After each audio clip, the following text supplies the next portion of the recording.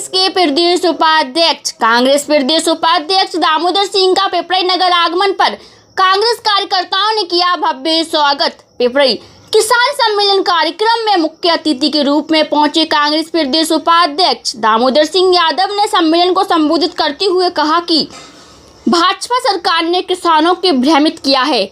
किसानों के साथ झूठे वादे किए गए थे। किसानों की आय दोगुनी करने जैसे झूठे वादे भाजपा सरकार द्वारा किए गए थे, लेकिन आज जो आय किसानों की है उसे ही भाजपा सरकार खत्म कर रही है। आज किसान, मजदूर, युवा वर्ग सबसे ज़्यादा प्रताड़ित है और दुखी है। भाजपा सरकार और प्रधानमंत्री मोदी जी ने सत्ता में आने के बाद ऐसी नीतियां बनाई जिन्होंने सभी वर्गों की कमर तोड़कर रख दी है। आइए सुनते हैं कांग्रेस प्रदेश उपाध्यक्ष दामोदर सिंह क्या कहते हैं। एस स्टार न्यूज़ 1 की खास खबर। मैं कल भोपाल से निकला था, बैरसिया में कार्यक्रम था, फिर उसके बाद सिरोंज में था, उसके बाद आपके बीच में पिपराई में पहुंचा। इसके बाद मुझे पिछोर जाना है और फिर 3 दिन का लगातार कार्यक्रम 3 विधानसभाओं का दतिया का है। तो मेरा हमेशा प्रयास रहता है कि जब भी मुझे समय मिले तो भोपाल आते वक्त और भोपाल से दतिया से भोपाल जाते वक्त 4-4, 6-6 विधानसभाएं देख जी मैं कवर करता रहता हूँ।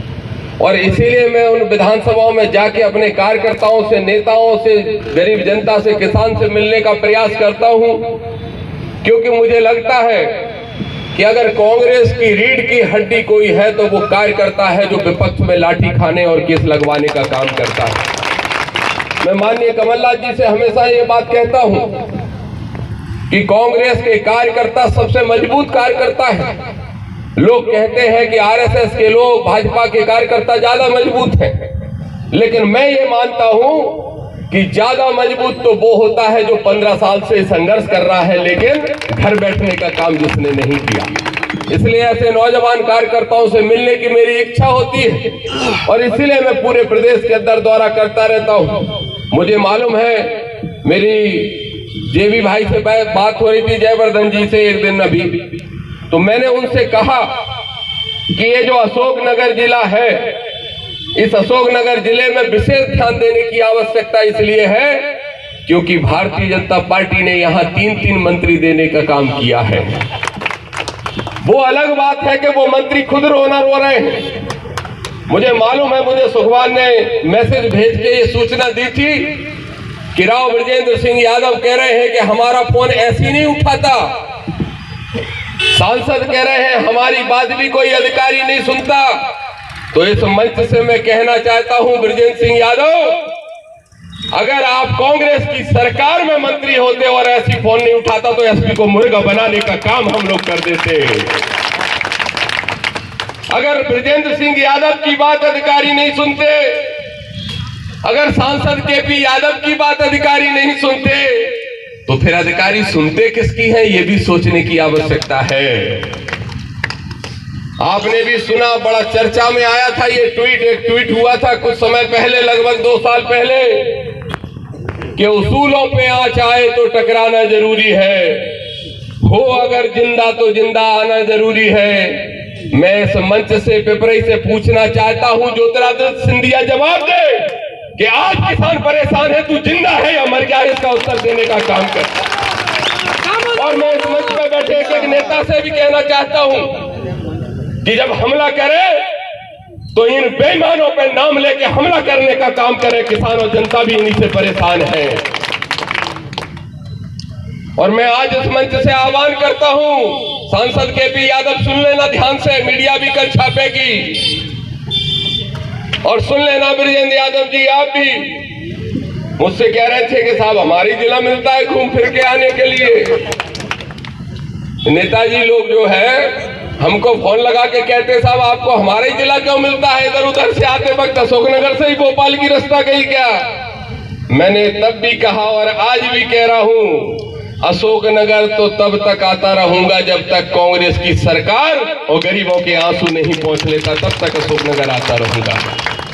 और मैं नहीं आऊंगा अगर तुम जनता का काम करने का काम करो। मैं नहीं आऊंगा अगर शिवराज सिंह चौहान वो वादे पूरे करें जो सरकार बनाने के पहले उन्होंने घोषणा पत्र में किए थे।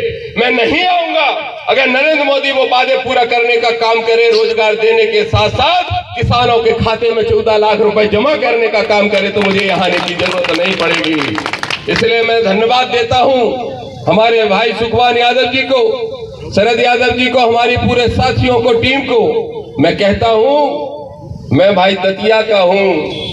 मेरी विधानसभा, जहां से मैं विधानसभा का चुनाव लड़ा था 13 में और फिर लड़ूंगा, वो सेवड़ा विधानसभा है। लेकिन एक किसान पुत्र होने के नाते में मेरी ये जिम्मेदारी बनती है, मेरा ये कर्तव्य बनता है, धर्म बनता है, फर्ज बनता है कि सेवड़ा के अलावा अगर अशोकनगर, मुगावली और पिपरई का भी किसान परेशान हो तो कोई पहुंचे ना पहुंचे, उनके आंसू पहुंचने के लिए सबसे पहले मुझे पहुंचने का काम करना पड़ेगा। अब मैं जहां जहां जाता हूं राजनीति में चर्चाएं होने लगती हैं। बड़ा दुर्भाग्य है ये। लोग कहते हैं हमारे जिले में ज्यादा आ रहा है, यहां से तो विधानसभा नहीं लड़ रहे। कल यही सवाल मुझसे सिरोंज में एक पत्रकार साथी ने पूछ लिया, भाई साहब 2 महीने में 3 दौरे हो गए सिरोंज के, ऐसा तो नहीं कि आप सिरोंज से लड़ रहे। मैंने कहा देखो भाई, चुनाव तो मैं कहीं से भी लड़ लेता, लेकिन हमारे नेता माननीय कमलनाथ जी ने, हमारे नेता माननीय दिग्विजय सिंह जी ने ये मुझे जिम्मेदारी दी है कि बीजेपी के साड़ को धूल चटाना है, और साड़ का नाम नरोत्तम मिश्रा है, और उसको धूल चटाने का काम आपका बेटा दाऊद करेगा। इसलिए मेरी जिम्मेदारी है दतिया के प्रति, सेवड़ा के प्रति, लेकिन मेरी जिम्मेदारी है पूरे मध्य प्रदेश के किसानों के प्रति, गरीबों के प्रति। तो इसलिए मैं आज आपके बीच में आया हूं, और इसी तरीके से आप अगर संघर्ष करते रहोगे तो आपके आगे लाठी और गोली खाने के लिए डग्गी राजा के साथ दामोदर यादव भी आपको खड़ा दिखाई देगा। इसलिए मैं आज आपसे बात करने के लिए साथियों आया हूं, और इस मंच से कहूंगा, अरे ब्रजेंद्र यादव कोई बात नहीं, अगर तुम्हारी बात अधिकारी नहीं सुनते तो गलती मना लो जनता से और इस्तीफा देके वापस ना कांग्रेस के कार्यकर्ता बन जाओ। अब टिकट नहीं देगी कांग्रेस, अब टिकट नहीं देगी। जैसा डग्गी राजा कह रहे थे विधायक जी कि कई लोग चले जाते हैं लेकिन लौट के वापस कांग्रेस में आते हैं। अरे कांग्रेस में लोग इसलिए आते हैं, ठीक कहा हमारे नेता माननीय राहुल गांधी जी ने कि अरे मोदी तुम क्या कांग्रेस को खत्म करोगे, अरे मोदी तुम क्या कांग्रेस मुक्त भारत बनाओगे, अरे आरएसएस के लोग तुम क्या कांग्रेस को खत्म करोगे। कांग्रेस तो इस देश के किसानों के डीएनए में है, गरीबों के डीएनए में है। इसलिए कांग्रेस को खत्म करने का काम एक सिंधिया नहीं, ऐसे 250 सिंधिया चले जाए, 250 सिंधिया चले जाए या 250 सिंधिया वापस आ जाए। कल सिरोंज में एक पत्रकार साथी ने यह भी पूछा कि अगर सिंधिया जी वापस आना चाहें तो क्या होगा। मैंने कहा सिंधिया जी का स्वागत है, वापस आ जाए, लेकिन किसी ब्लॉक के अध्यक्ष बनना हो तो जरूर हम उनको बना देंगे। इससे ज्यादा बड़ी जिम्मेदारी पार्टी के अंदर उनको अब नहीं दी जा सकती। इसलिए मैं आज आपसे निवेदन करने आया हूं। मुझे मालूम है कि किस तरह से अशोकनगर के कांग्रेसी संघर्ष कर रहे हैं। अरे यूरिया के लिए संघर्ष करते हैं तो केस लगाने का काम करते हो। इस मंच से मैं कहना चाहता हूं, और जिलाध्यक्ष जी आपसे भी कहूंगा, आदरणीय महेंद्र शर्मा जी आपसे भी कहूंगा कि आप इस तरह के धरना प्रदर्शनों पे और किसान सम्मेलनों की बजाय महीने में एक बार निकला करें तीनों विधानसभा में, और 1 तारीख तय किया करें। और अगर आप उचित समझे तो मुझे भी सूचना देना, मैं आऊंगा और कलेक्टर की तालाबंदी करके उस कलेक्टर की ऐसी करने का काम करूंगा। हमें आर पार की लड़ाई लड़नी पड़ेगी, क्योंकि इस जनता को हम अनाथ नहीं छोड़ सकते।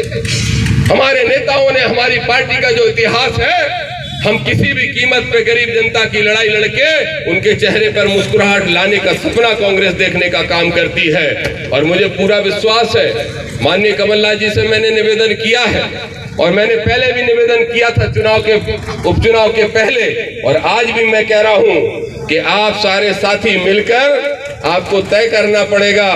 जितने लोग इस मंच पर बैठे हैं, जितने कार्यकर्ता मंच के सामने बैठे हैं, आपको तय करना पड़ेगा कि 2023 के अंदर अशोकनगर की 3 सीटें जीत के आप कांग्रेस की सरकार बनाने का काम करो। और जो ख्वाब आपके मन में पल रहा है, जो ख्वाब आपके मन में पल रहा है कि अभी राज्य मंत्री मिला है, कल हमारी सरकार होगी तो कैबिनेट मंत्री मिलेगा, मैं भी इस बात का समर्थन करता हूँ। मैं जानता हूं इस बात को कि कौन संघर्ष कर रहा है, हमारे नेता जानते हैं कि कौन संघर्ष कर रहा है। मैं जानता हूं कि जिस समय कांग्रेस सबसे बुरे दौर से गुजर रही थी उस समय झंडा उठाने का काम किसने किया, साहस बनाने का काम किसने किया। और ये बात माननीय कमलनाथ जी भी जानते हैं और हमारे नेता माननीय दिग्विजय सिंह जी भी जानते हैं, हमारे नौजवान साथी जयवर्धन जी भी जानते हैं और हमारे पूर्व अध्यक्ष अरुण यादव भी जानते हैं। इसलिए मैं आप निश्चिंत रहिए, जो लुटाई आज हो रही है, हमारी सरकार बनेगी तो ये लुटाई करने वालों को, इन अधिकारियों को तो यहां से हटा ही जाएगा, लेकिन भेजा कहां जाएगा पता है आपको? एक बड़ी समस्या होती है अभी इस समय जो कांग्रेस को परेशान कर रहे होंगे अधिकारी, कांग्रेसी कार्यकर्ताओं को, और जो जनता का खून चूसने का काम कर रहे होंगे, वो बहुत बड़े बदमाश होते हैं अधिकारी। यहाँ पे वो चमचागिरी करेंगे बीजेपी के लोगों की,